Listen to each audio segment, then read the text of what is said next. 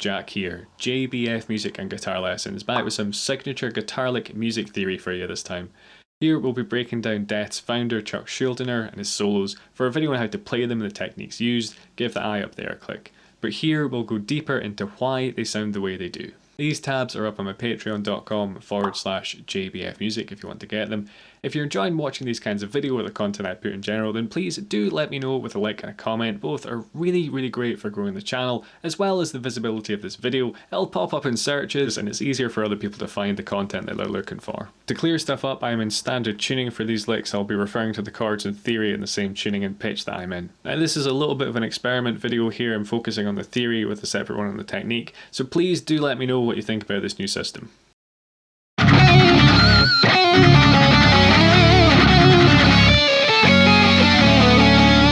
First things first, that chunky riff is in C sharp for G.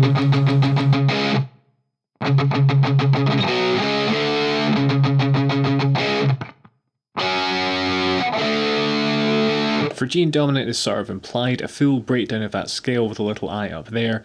In all fairness, by itself this could be for G. We're using power chords, so there's no real major or minor distinction, but the lead line firmly establishes the for G dominant thing. What we're doing is trailing between the fourth to the major third, flat ninth to the root, where we hit a pinch harmonic the first time, and you get that instant exotic edgy for G dominant vibes.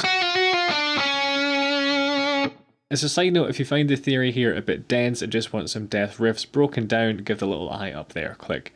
We're using a slide to get up to the third, right? But playing with such an aggressive vibrato, you're pretty much bending it a semitone, so it sounds more or less like the major third, which is here, okay?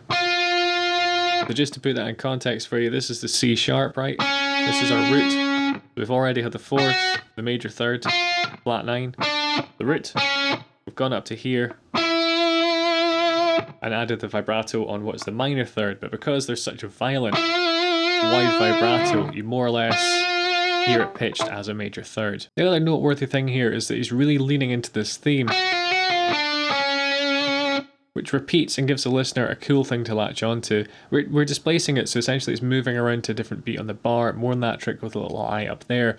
But you can see in the first thing there's an eighth note pause, then we're coming in. The next time we play it is on the last eighth note of that same bar. So you can see it's the same trill, but it's put in a different beat in the bar. And then we're into bar 14, it is up there. This is the third bar, it would be the trill is back on that and of one, the second eighth note beat in the bar. Then we've got these octaves coming in here.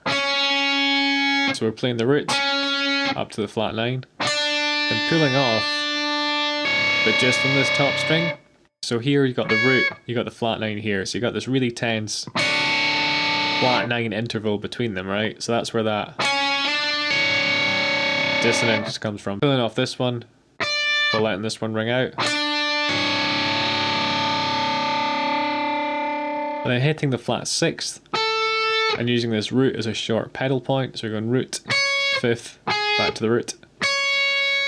We then got a flat nine, off to the root, slide down to the flat seventh, resolving by hitting that root twice. To my ears, the rhythm part isn't really a set of chords for the lead to follow, it's more just laying down a kind of tonal center or a vibe. So yeah, more about overall feel through note choice than a more blues-based approach of following the chords and targeting the notes. If you haven't already, feel free to give subscribe a click and do the all notifications thing to appease the ever-changing whims of the YouTube overlords and let them know they'd actually quite like to see a bit more of this kind of stuff.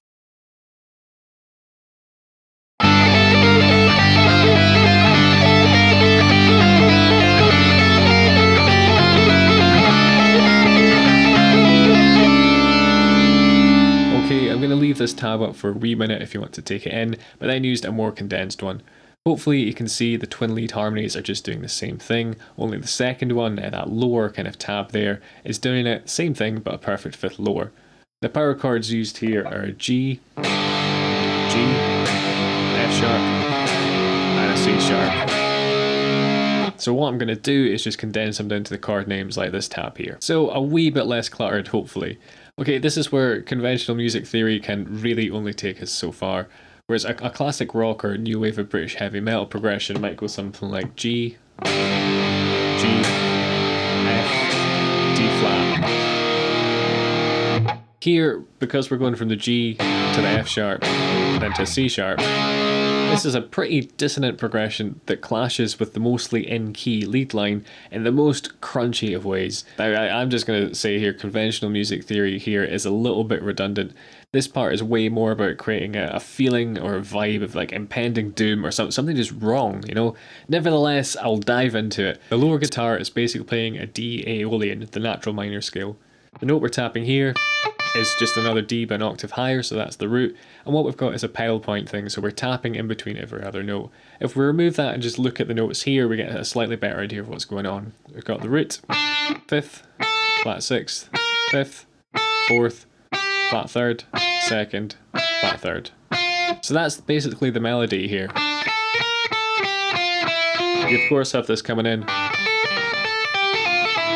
between. And just before we look at the other part, the other note that we're tapping here, this 10th fret on the B string, is the 5th. It's just put here. So it's still part of the same scale. The other guitar, as I mentioned, is doing the same thing, but a 5th higher. So rather than starting on a D, we're starting on an A. The note that we're tapping on the E string is an A, just an octave higher. When we go to the B string, again it's the 5th, in this case the E, an octave higher. Again, it's the same sort of melody. This root, 5th, flat 6th, 5th, 4th, flat 3rd, 2nd, flat 3rd. Again with the pedal point. Now, because everything is in fifths, we're playing a B instead of a B flat, which if we were playing a D Aeolian up here would happen. We'd have that B flat, right?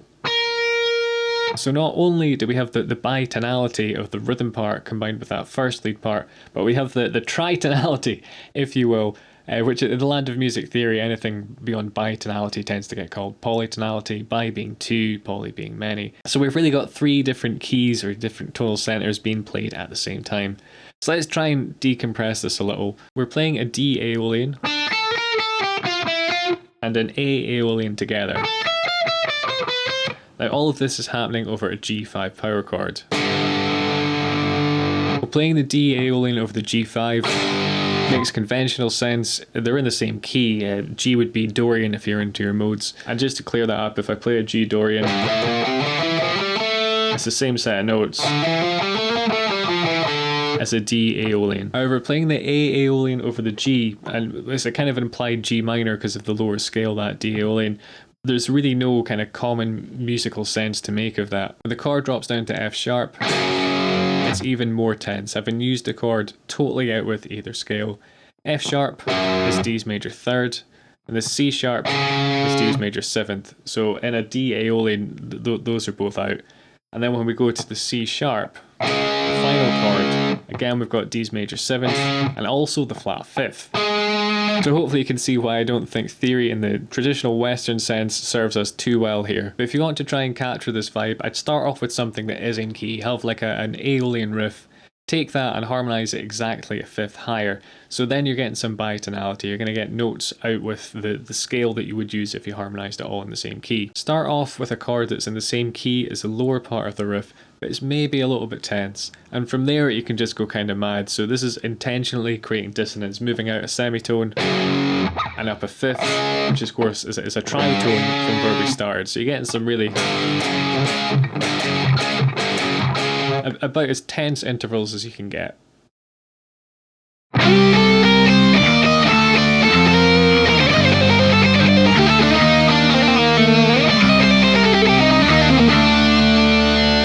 Okay, so this underlying riff is in G Aeolian in the natural minor.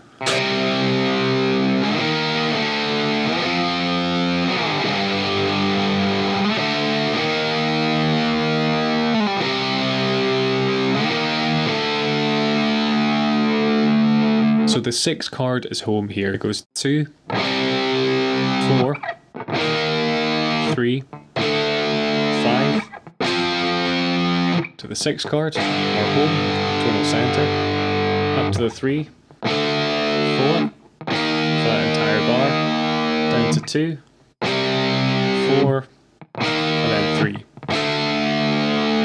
Now, while this is all in one key, unlike the last lick, the chords themselves aren't too important in relation to the notes played in the solo. It's more about creating this modal tonal centre here, whilst giving that sense of trouble or unease, which is created by keeping us away from the G chord, but playing it just enough that we know where home is, just that we know we're not going to get the security of being there. So if you want to write riffs a bit like this, leaning into this E flat and this D, where we're in the key of G natural minor, these ones,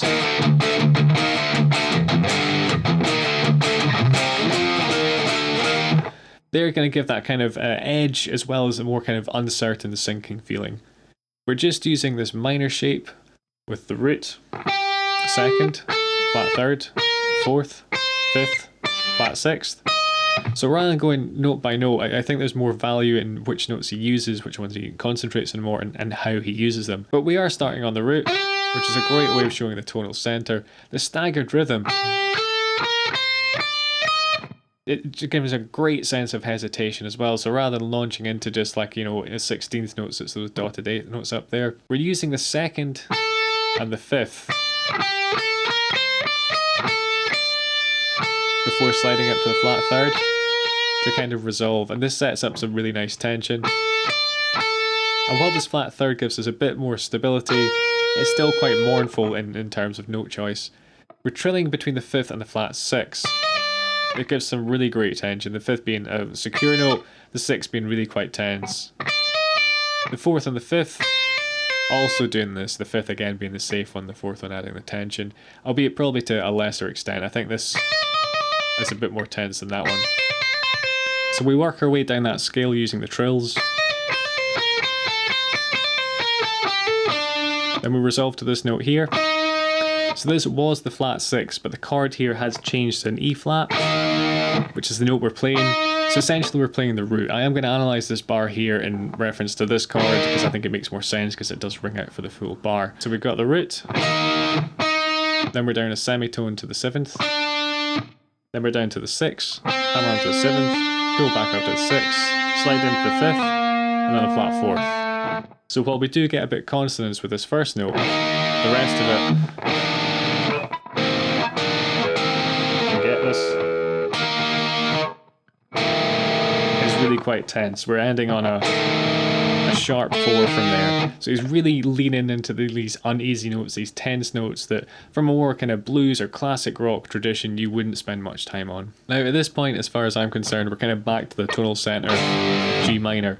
We're hitting this 5th in bar 6 twice, then weaving down the scale using the flat 6th, 4th, 5th, 4th, flat 3rd, 2nd, root, 2nd, root. Then we've got this note here, which is just a flat 6 to a 5th, about an octave lower than where we played it before. Again.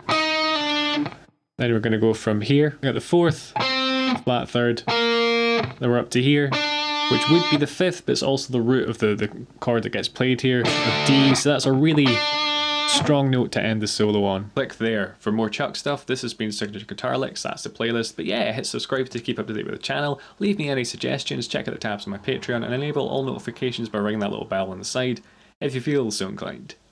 Cheers guys.